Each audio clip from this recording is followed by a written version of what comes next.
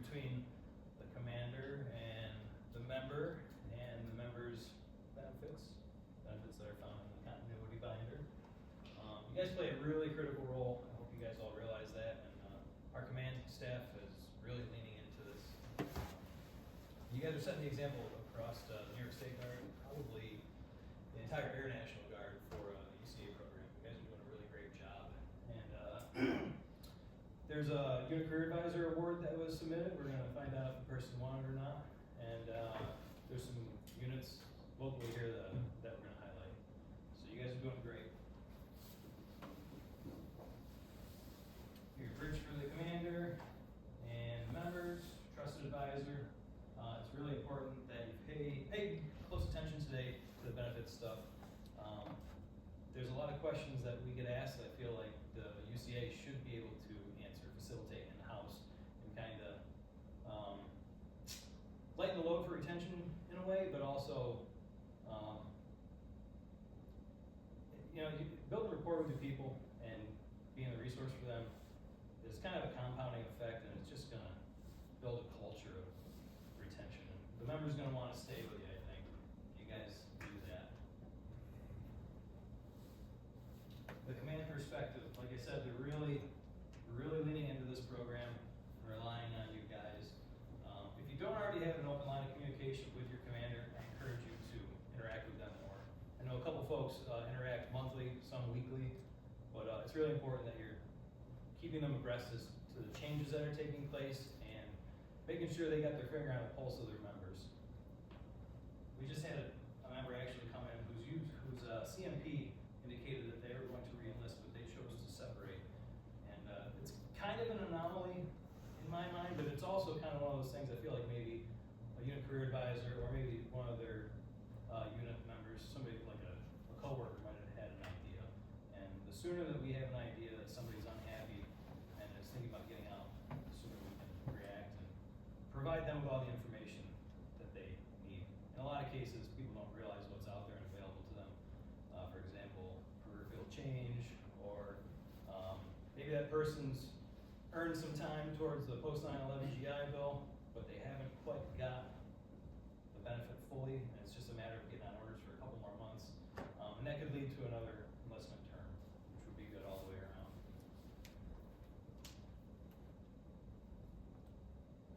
So we're going to talk about the climate.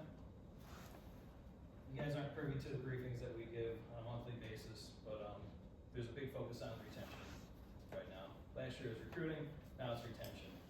It's becoming tougher and tougher, and we really need to focus down and try to keep our people. And I think we can do that by making sure that they're fully informed as to the benefits available to them. Again, building rapport is going to be really important, and making sure they're fully aware of their benefits. So here's some health statistics. There's 48 UCAs across the way, including EADS.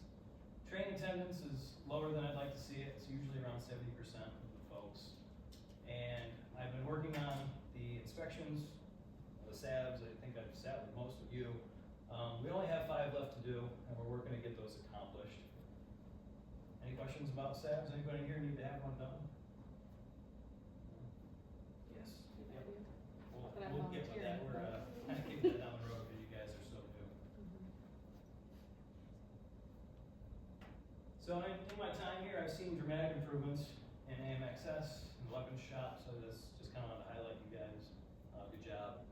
We got a bunch of new UCAs, and you guys are doing really well, and I appreciate that.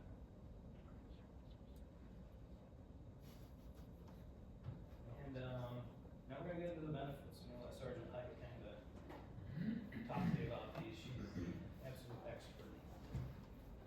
Okay, so UCA of the Year Award, we do know who that is. So one of our UCAs won for the state. Can't announce it yet, so we let people know.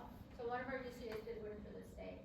And then I'm just going to find out how we can go about putting them in for the national award. So that program is going to get rolling. I don't know if they're going to try to do UCAs of the month. Because I don't know if you know, recruiting and retention, we are now under the state. We actually belong to the headquarters now. So that's one of the goals of headquarters is to recognize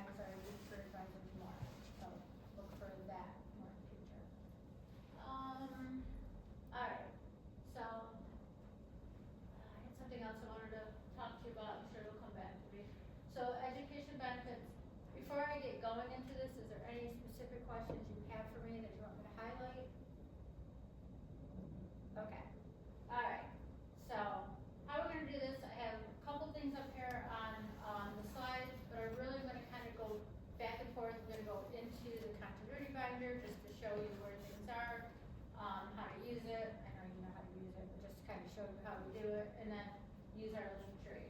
So, IRP, tuition assistance, it's a big one.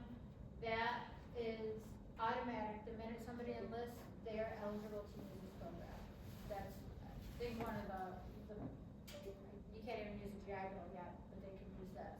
The only thing is, you know, I've done many briefings today alone, and they just have to make sure they know what their BMT dates are and their school dates, because they don't wanna be involved in this program and then have to stop, because we do have some members that have gotten caught with it and the behavior is bad.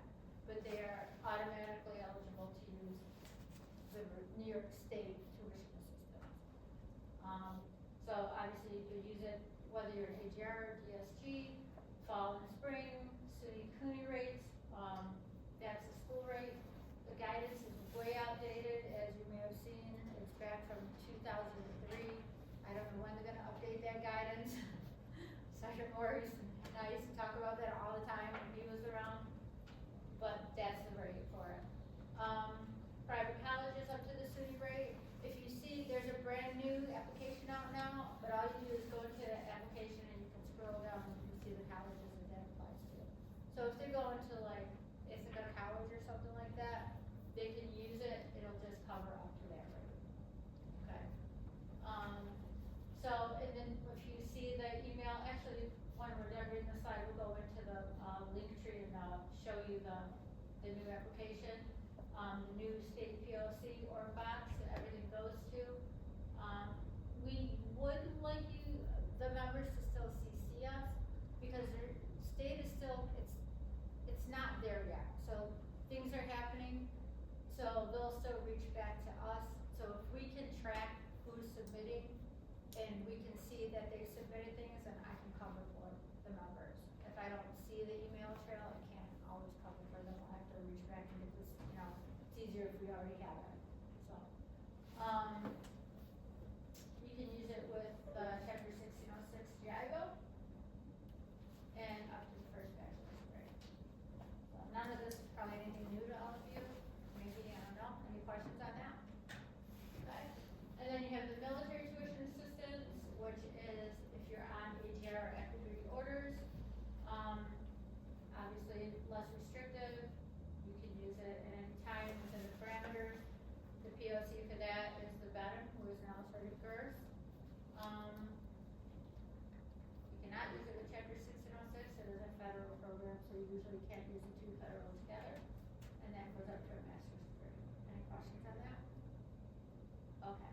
Is there a way you can go to the link tree quickly, show the new, has anybody seen the new applications? You have? It's really different. Some of the criteria is different, some of the documents needed is different. You no longer need an application for part-time studies if you go part-time.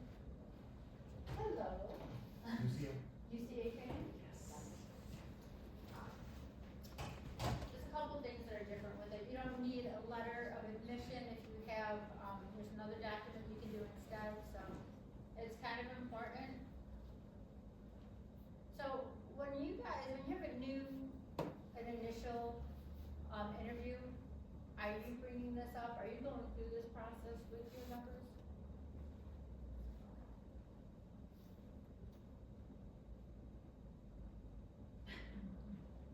That ever comes up when somebody goes to our site? No, Okay.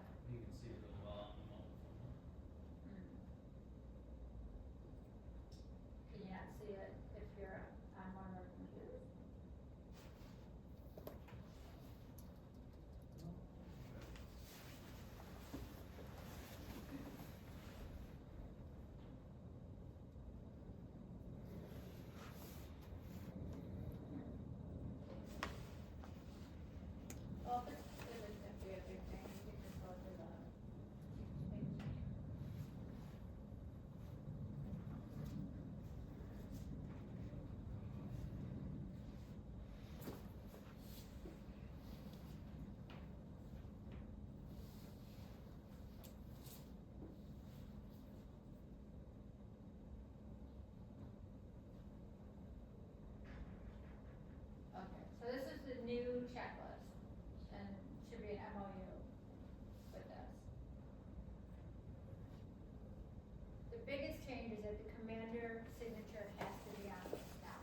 where it did not have to before.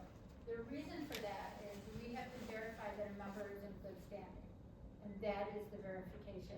And because of that, if you saw the email, they have lengthened, it's always been, what is it, August 15 and December 15 for the deadline, and I think it is, what is it, extended to December 30th? Yeah, so they've extended the deadline for this semester because now anybody who has submitted this has to get their commander's signature, or we have to now get their commander's signature on the application. So that's a big change.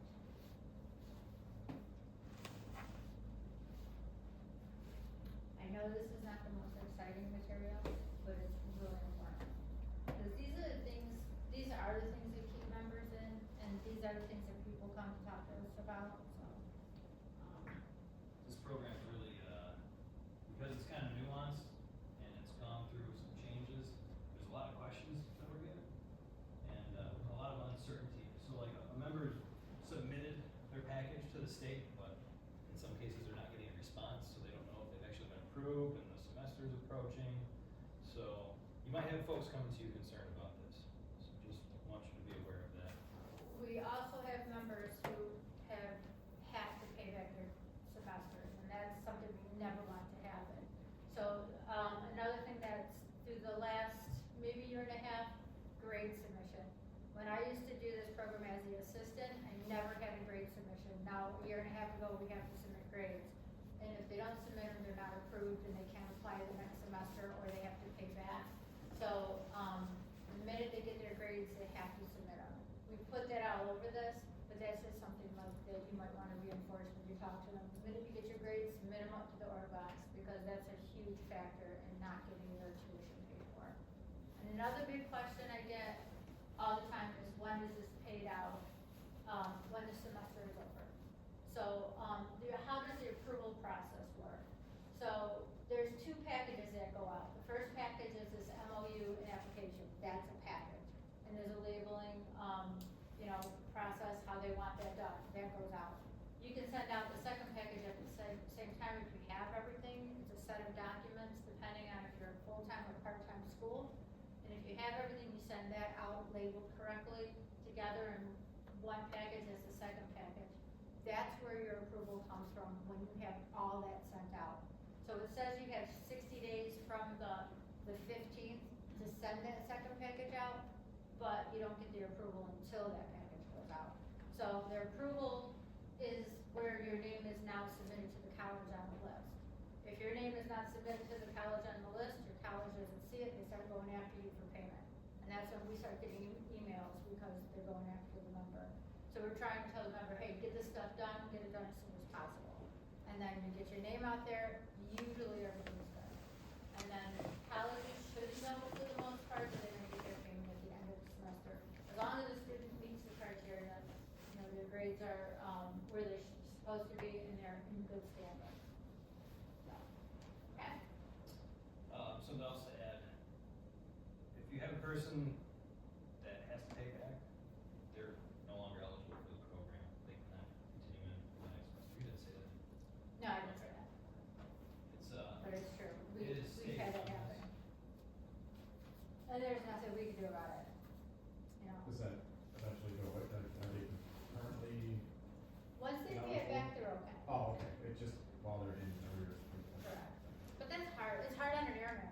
We have somebody going through that right now, and that's a lot of money for an airman to go through, and there's nothing we can do about it. And, What was the reason for that case in specific, without mentioning any names, that they became injured? they didn't meet the grade, they failed the class. So, So is that the most common reason that you would find? that's the only time I've seen that happen. So, with this new in good standing, I mean, it's always said that, but now they're really holding people to it, so that And probably. what's the would be- exact minimum GPA? See, 2.5. Hopefully, so there's I don't know, even when you were the ROM, I heard that there's a new DMNA coming out, I haven't seen it. So I don't know if there's gonna be different, criteria in that guidance, but for now, this is what we have. So, yeah. And by good standing, are we talking like no UIF, passing fitness? Like, Yeah. what's the criteria, in case a commander were to ask? I think it does outline that. It does. In this application that I sent out, they actually do outline that, Okay. that now. So, everything is different than it used to be, but it is outlined in the checklist and the guidance that is sent to the students. So everything should be in there for now. And if you have any questions, just reach out to us. Okay, so we'll go back to this one.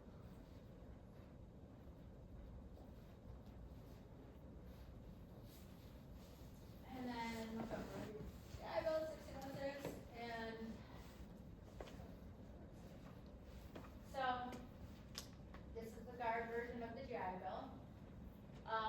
So as I was putting these slides together, there's not a lot of changes to this GI Bill, but I was noticing, and you'll see that there's changes in how the GI Bills are working together and how you can use it. So typically, when a member comes into the guard, whether they're brand new or either they're an affiliation coming over from active duty, they may be eligible, though they usually are gonna be eligible for the select reserve GI Bill, as long as they're in a 6-year enlistment period. And that happens once they've completed their, tech school, they have to be at a 3 level to get that GI Bill initiated for them. So, you know, when they're coming in and they're using the tuition assistance, they're eligible right away. And the tuition assistance just pays for the tuition, no fees or books. But when they're done with tech school and they come in, they can use their, GI Bill, and that GI Bill can come in and help them pay for the rest of the, you know, bills, fees or whatever. It says high school diploma or equivalent, you should probably already have that to get in the military anyway, so that criteria is usually already met. Again, must stay in good standing. So usually when you leave the military, if you leave the service, this benefit ends. There are some reasons that the benefit would go on.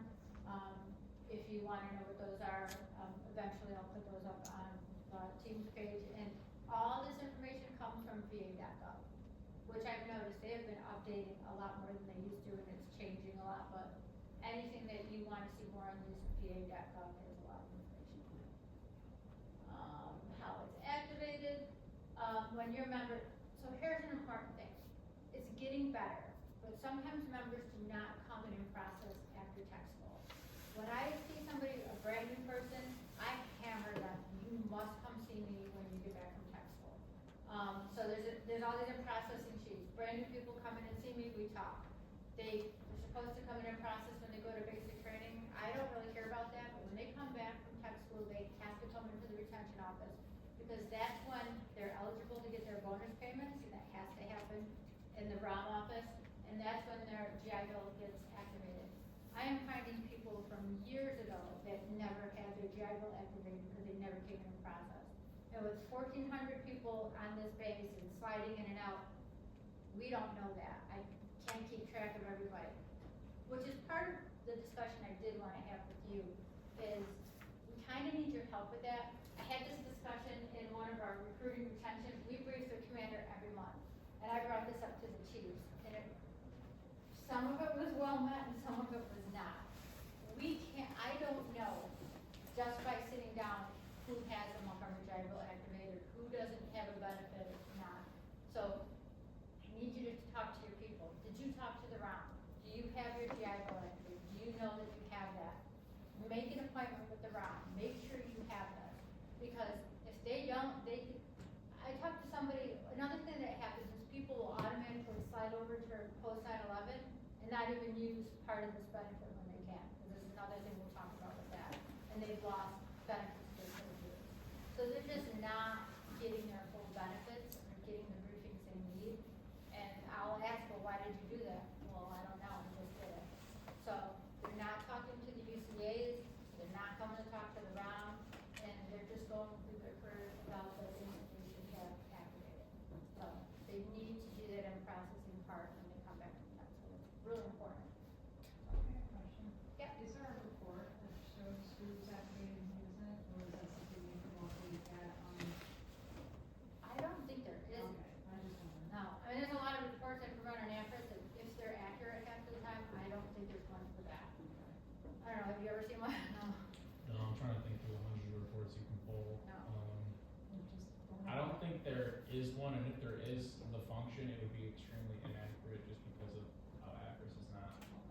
Yeah, It would be through AFRIS, and AFRIS is not a very active report. I mean, I can sometimes run a report to see, I can see who has a kicker, and I can see, but it doesn't tell me who doesn't have one. And there's times that people won't have a GI Bill for a reason, so that wouldn't really tell me anything, so. But that was a good question. You might see it because when we did the 4-year enlistment term, that was one of those benefits that was a qualifying item. True, So, you have to be in a 6-year enlistment. yeah, Yeah, there's a lot. just something to look out for. And you could be active duty coming over and get this GI Bill as a non-prior, so there's many reasons. So, we're gonna have to depend sometimes on you guys and supervisors and chiefs to, you know your people better than we do, because you're working with them.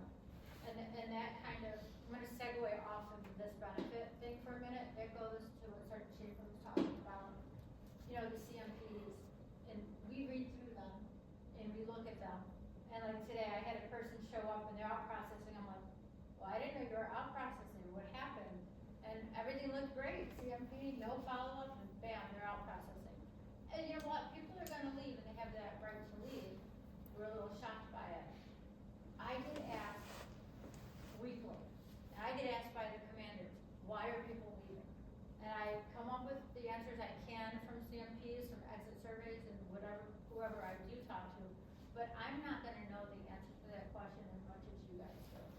You know, I'm not gonna know the answer to that question as much as the chiefs do, and the commanders do. They're your people in your sections. So we kind of really need that feedback from you.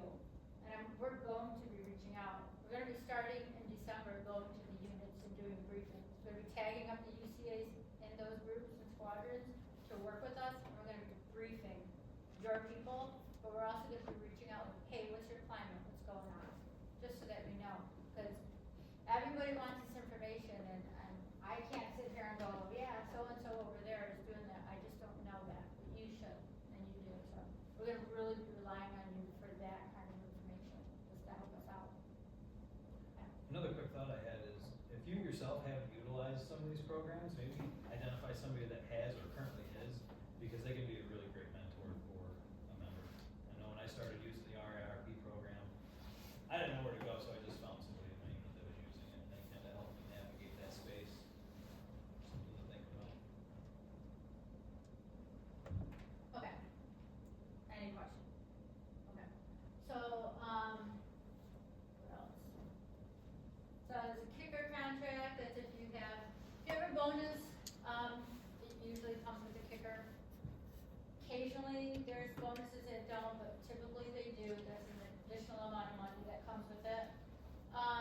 Bonuses have some criteria, sometimes if the manning, like it has to be, within a certain amount of manning. If the manning is over, or if that, person is in excess, they can't get a bonus.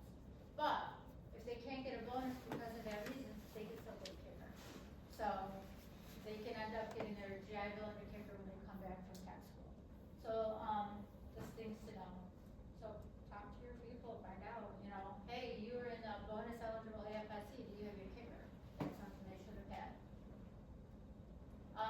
How many of you know about the GI Bill comparison tool? That's extremely good tool. I don't even know it as well as I should. I should go on and fool around with it.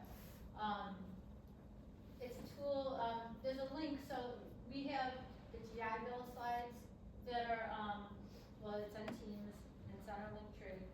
Those GI Bill slides, have it just mentions it. I think when we start going to the units and doing the training, we're gonna really do some training. So when I went to ROM school, there's a ROM that's so savvy on it, like she's just like bam, bam, bam.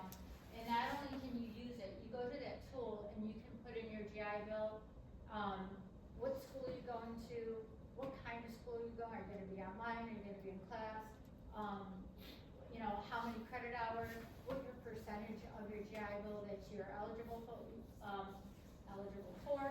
put all that in, it tells you how much money you're gonna get, how much VIH and all that. It can also even tell you how many slots are available for the Yellow Ribbon program in that school. So it's a huge tool, and I'm sure there's more that it can do. So, just kind of throwing a lot at you today, and it's just too much for me to talk about. These are just things to tell you, hey, there's a lot out there for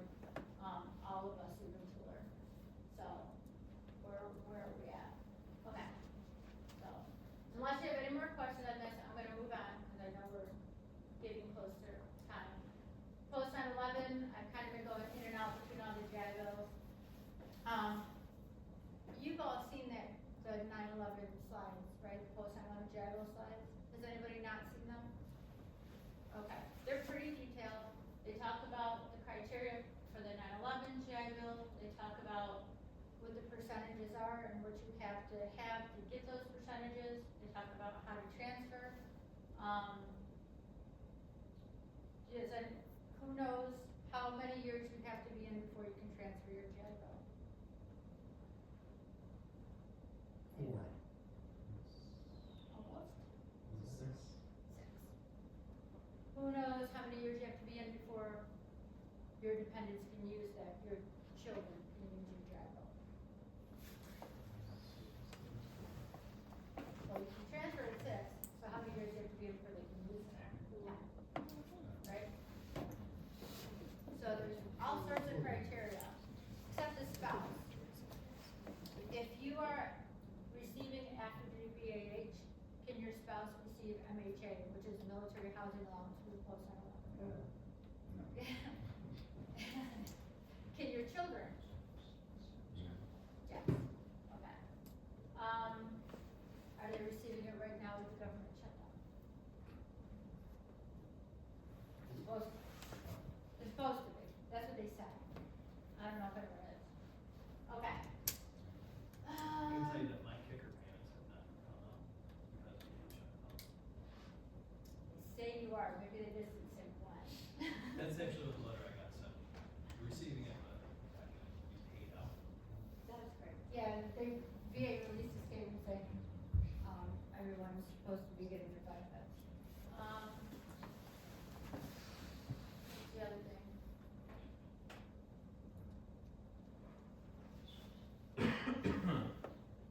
How long does your spouse have to use your JAG bill once you leave? Does anybody know if you leave the service? How long do you have to use your JAG bill once you leave the service?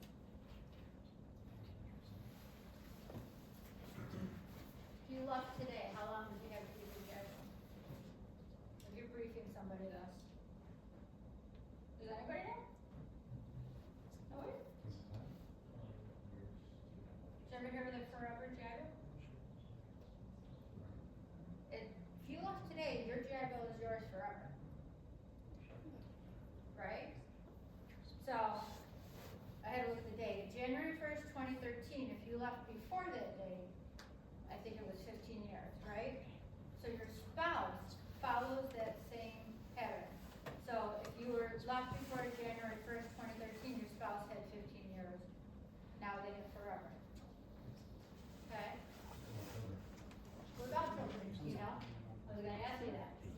Oh, they're on these slides that you all saw.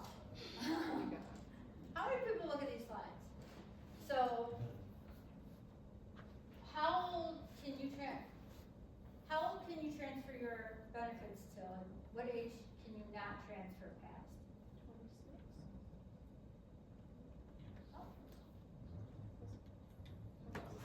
How old up to, like, I'm not saying this right, you can transfer these benefits to your children until the day they turn what?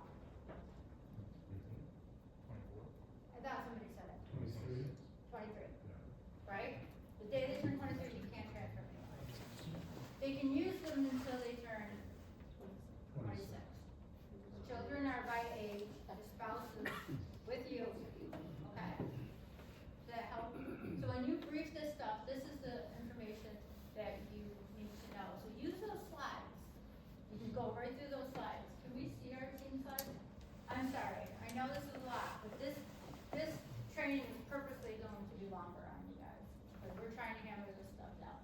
So we're gonna go to teams and bring up our post 9/11 slides. We're not gonna go through all of them. They also go into how to transfer your benefits, so use them. Alright, so these are our slides. We'll go through. Okay, go through again, talks about it, okay. Here's your member eligibility, right? So this talks about how you need to be eligible. What do you need to have to be eligible for post 9/11?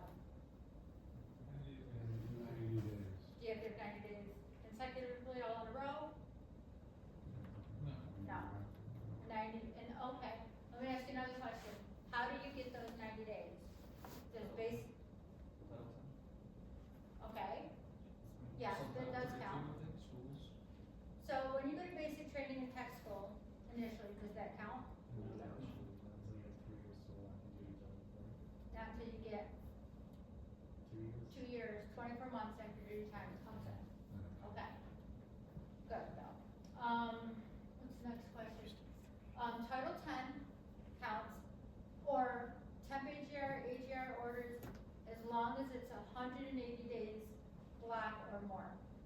So these 179-day orders that they put people on kills people in the garden. They have to be on at least 180 days or more.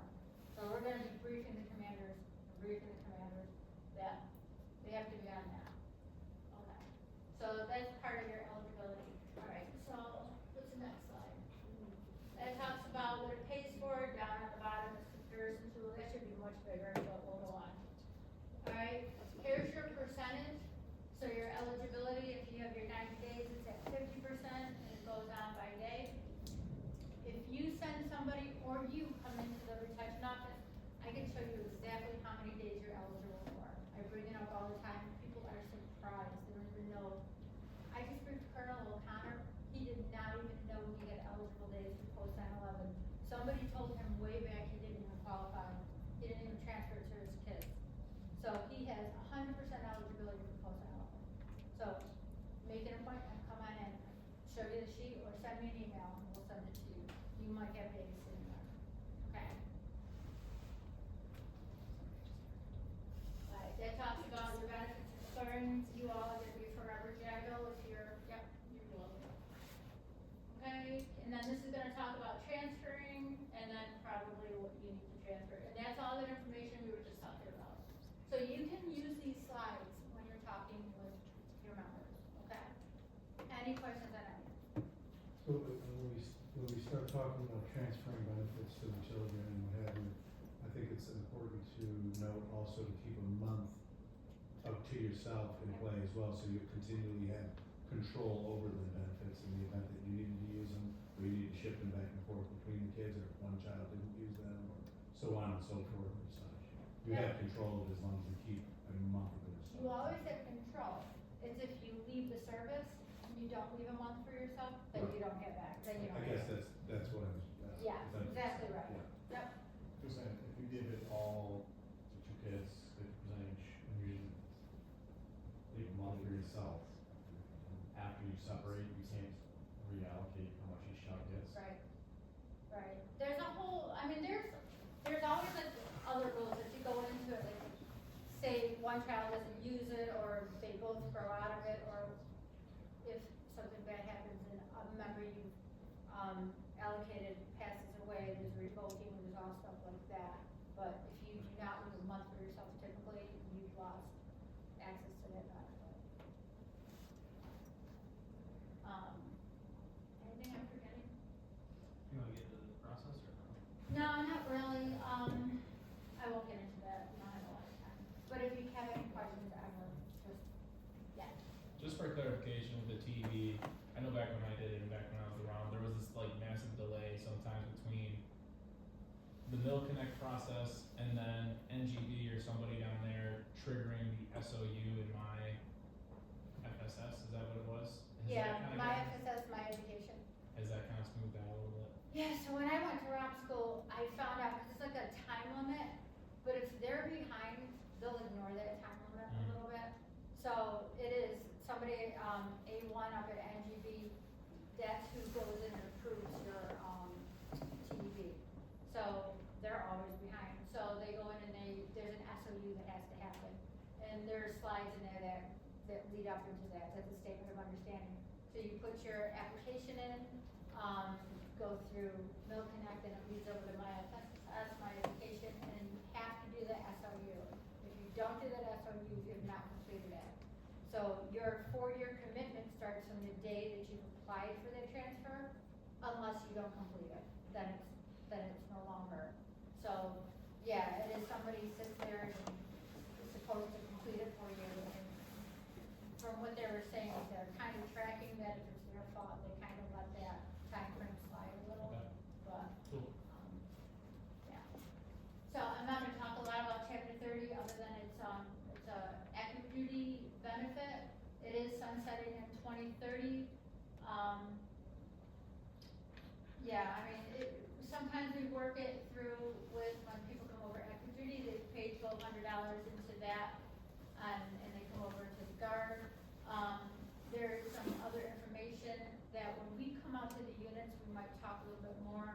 I've sent some emails out, something called the Letter Cell Act. Does anybody, does that sound familiar to anybody?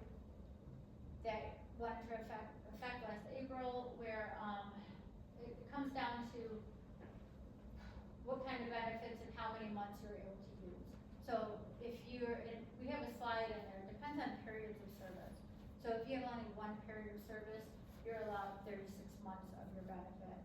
And something kind of new popped up, because we brief all the time that use 12 months of your 606, which is the guard version, and switch over to post 9/11 and have 48 months. Well, that's only if you have more than one period of service. So you have to, you kind of have to work it.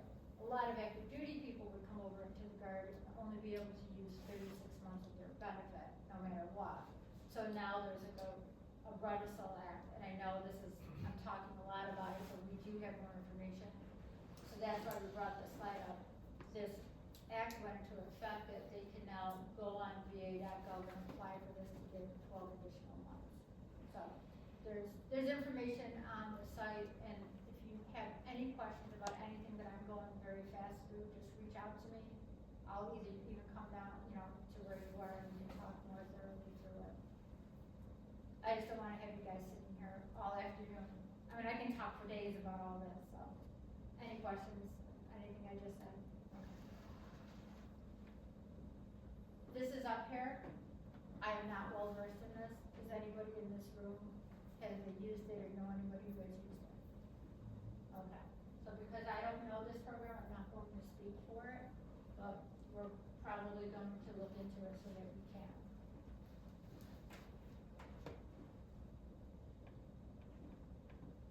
Okay, bonuses, you all have seen we get the guidance, I take all the bonuses that apply to age 7 and their release, so you've seen that release. Already had a revision, so it's revision 1. Any question on bonuses? Anything revisions to? No. Okay. I'm thinking if there's anything that happens. Bonuses, I think I already said it, they don't get paid out until a member hits their level 3 or 3 level, so even if they're retraining, they have to be at 3 level and get that from principal. Sorry, ma'am. Oh, I'm Oh, sorry. sorry. No, you got Whoever wants it. You'll use that. It's more for myself, really. So what's the increments if it's 60,000? Like, So it's 5 years, so Okay. your first anniversary from your either re-enlistment date or your enlistment date, and then you broke it up for 5 years, so 12,000. and how soon do you have to be moved out of like an excess grade? Because we have 2 people in excess that would be affected by it. They're in excess slots. So the day that the contract is written up, you cannot be in excess. Okay. You have to be free and clear on that day. What happens after, doesn't matter. Okay. Faith, are you all set? Yes, I'm good. Okay. I put probably 6 people through with bonuses, with the new checklist, the new worksheet. How are you, is that going better, you think, Yes. Incidentally, all ETPs have been signed by state, every single one of them. That's great. Yeah, so yeah, it's going better. I think so, I don't have anybody, I didn't have anybody from fiscal year 25 that came back and said, hey, I didn't get a bonus. good? So CSS numbers, you know what he's talking about? How many CSS people? So we had some, I took over around from like 2022 even, had people that would come in and say, where's my bonus payment? And I'm like, I don't have a contract for you. So people didn't realize for some reason that they hadn't seen Brown at that time and they didn't have a bonus contract. So the 418 system where like Brown signs off and says whether you're eligible or not for a bonus, I think people might have been misunderstanding, thinking that that meant you had a bonus. So then, the new process was, that you're supposed to get something called an eligibility verification worksheet at that time. That's from our system that goes out, and now there's a Brown member agreement that says, hey, this eligibility verification worksheet has to be signed by your commander and you, and this is stating from the Brown, you're eligible for this bonus and blah, blah, blah, blah, and you do not have a bonus unless you come to the Brown member contract. That's all that is. It says guaranteeing the member really knows what's going on. Because, we have ETPs out, but NGB is really foot stomping on those ETPs. I don't know, especially with, I don't know how many of you knew this, at the end of this fiscal year, we had like 10 days left, a week left, 10 days, they stopped all bonuses. And all those people that we were waiting on for bonuses in CE almost didn't get them, even though they had already been enlisted. It was really scary. It came back, so it's like, we don't wanna mess around with bonuses. So, we wanna make sure people re-enlist, they know what's going on, they get their contracts when they're supposed to get them. So, that's what all that happens about. Okay, I've talked a lot. Yeah, I don't wanna hold you guys hostage much longer, just gonna wrap it up here. So see, No, I don't know.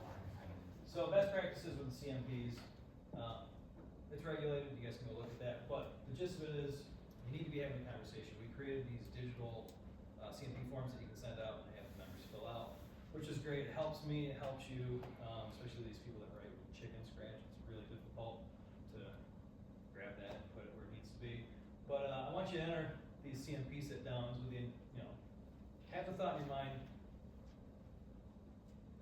let's have a conversation about this person's intentions and how can I help facilitate their goals and articulate them on those CMPs. Some best practice stuff, schedule ahead, have the interview face to face. When it comes to the follow-ups, make sure you're coordinating that and tracking that with us. You guys know that you don't actually conduct the follow-ups, we do. You gotta get the commander's endorsement.